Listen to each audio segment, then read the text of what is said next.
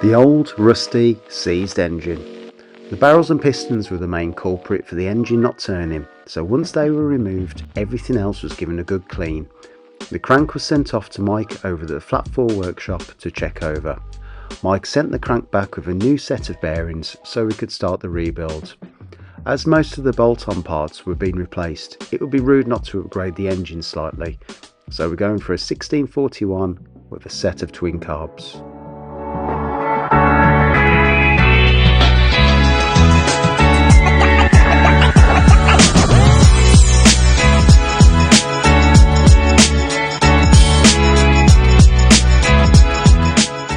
The cylinder heads looked in good condition, so they were also sent off to the flat 4 workshop to be cut for the bigger barrels. They were then sent over to SP Vapor Blasting in Cannock and came back looking brand new.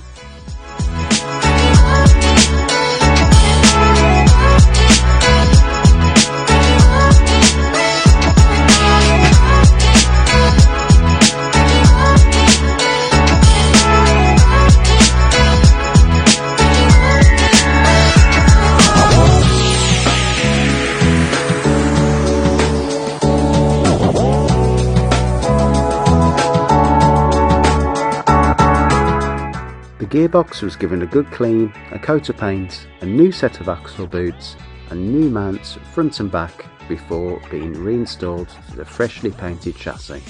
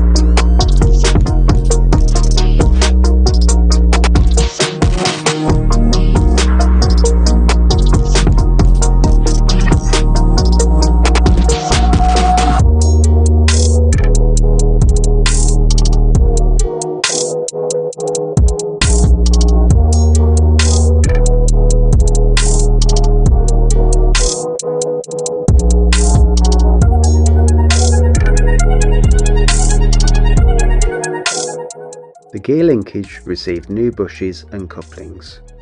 Russ over at Shifting Gear Racing did us a good deal on an MP shifter, so many thanks to him.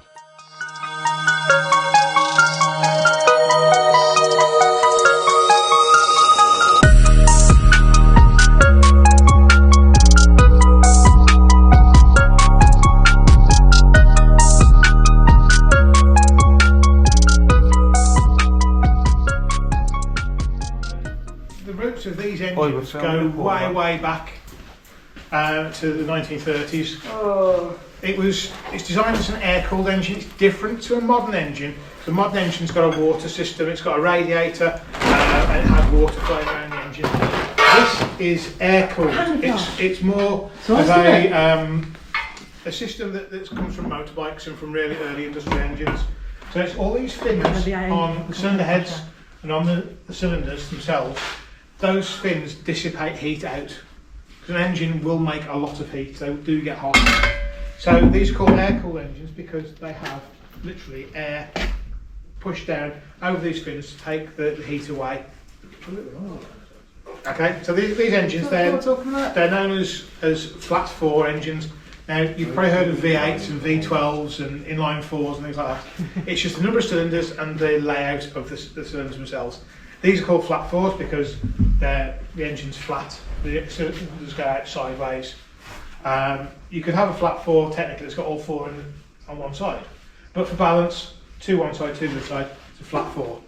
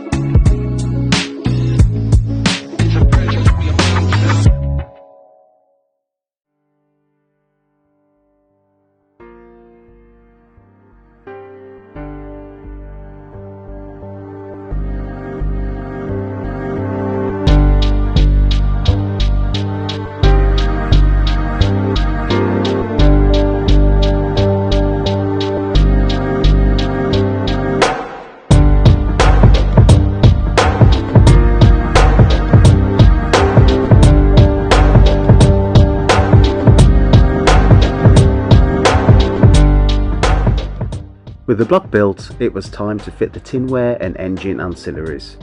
Carl from Plastic Coatings recommended the colour for the tinware, and he was right. It looks amazing and will look even better in the car.